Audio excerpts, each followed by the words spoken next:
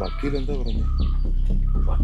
വക്കീലൊരു അങ്ങനെ മൂടോട്ടിലാണെന്ന് തോന്നുന്നു. ഞാൻ വന്ന ഒന്നുകൂടെ സംസാരിക്കാം.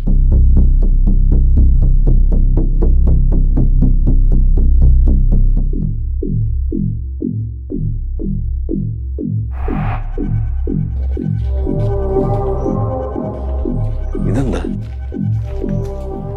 വക്കീലിന്റെ വീട്ടിലോട്ടാണല്ലേ? എന്താണ് കാര്യം എന്നറിയാൻ വന്നേ.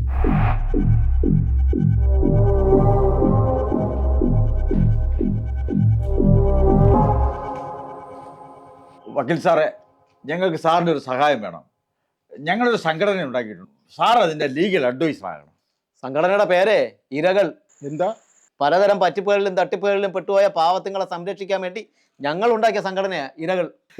ഇവിടെ ഇതിന്റെ ഒരു കുറവ് കൂടിയേ ഉള്ളായിരുന്നു. സാറെന്താ അങ്ങനെ പറഞ്ഞത്? എന്തൊക്കെ തരത്തിലെ തട്ടിപ്പും വെട്ടിപ്പുകളും അവിടെ നടക്കുന്നത്? അവിടെയാണ് ഇരകൾ എന്ന സംഘടനയുടെ പ്രസക്തി. സാറത് കണ്ട എൻ്റെ പലചരക്കട പൂട്ടാറായി. ഓരോരുത്തന്മാർ വന്ന് പറ്റിതാ ഈ 2 ബുക്ക് നിറഞ്ഞു. ഞാനിനി ആരെടുത്ത് പോയി ചോദിക്കും?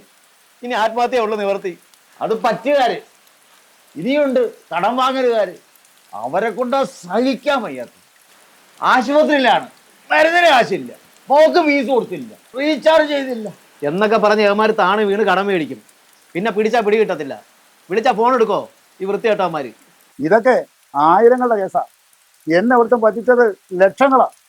എൻ്റെ മോന് മസ്കറ്റ് നല്ല ജോലി കൊടുക്കാമെന്ന് പറഞ്ഞ് ഒരു പാർട്ടി എന്നെ തട്ടിച്ചത് 2 ലക്ഷം രൂപയാ. 2 ലക്ഷം. ഒന്ന് കഴിഞ്ഞ് വാങ്ങിയ പൈസയും ഇല്ല, വിസയും ഇല്ല. ഇയാൾ ഏത് ലോകത്താ ജീവിക്കുന്നത്? ഇക്കാലത്ത് വിസ തട്ടിപ്പില് ആരെങ്കിലും ചെന്ന് വീണു കൊടുക്കും? ചെറുക്കനൊരു ഭാവി ഉണ്ടാകാൻ ചെയ്തു പോയതാ. ആ സമയം ഒന്നും ഓർത്തില്ല സാറ്. അതിൽ നിന്നും വലിയ ഭീകരമാണ് സാർ ഏതാണ്ട് യവൻ്റെ കാര്യം. ഒരുത്തി വന്ന് പരിചയപ്പെട്ടു. ആദ്യം ശൃംഗാരം, അത് കഴിഞ്ഞ് പതിയെ ഓരോന്ന് പറഞ്ഞ് ഇവൻ്റെ കുറേ പണം ഒന്ന് വാങ്ങിക്കൊണ്ടു പോയി. ആണുങ്ങളല്ലേ സാറേ, കൊടുത്തുപോയി. വീണ്ടും ചോദിച്ചപ്പോൾ കൊടുക്കാൻ പറ്റിയില്ല. പിന്നെ ഭീഷണി. വീട്ടിലും നാട്ടിലും ചെന്ന് നാറ്റിക്കും. അന്വേഷിച്ചപ്പോഴാണ് അറിയുന്നത് അവളുടെ സ്ഥിരം പണി ഇതാ. ആണുങ്ങളുടെ കൂടെ ചെല്ലാന്ന് പറഞ്ഞിട്ട് അവരെ നിന്ന് കുറേ പൈസയും മേടിച്ച് അടിച്ച് പൊളിച്ച് ജീവിക്കലാ ആ ഫ്രാഡിൻ്റെ പണി. ഇയാൾക്ക് കേസ് കൊടുത്തു.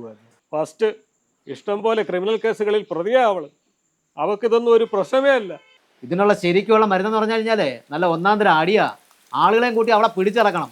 ജനം കൂട്ടത്തോടെ ഇറങ്ങി ഇവിടെ ആരെയും ശരിയാക്കാം, ഭരിക്കുന്നവരെ പോലും. ഈ തട്ടിപ്പുകാരെ ഒതുക്കാനാ സാറേ ഞങ്ങൾ സംഘടിച്ചിരിക്കുന്നത്. അണ്ണന്മാരെ, വെറുതെ കൊടുത്താലും ഇനി 1 രൂപ പോലും ആർക്കും കടം കൊടുക്കരുത്.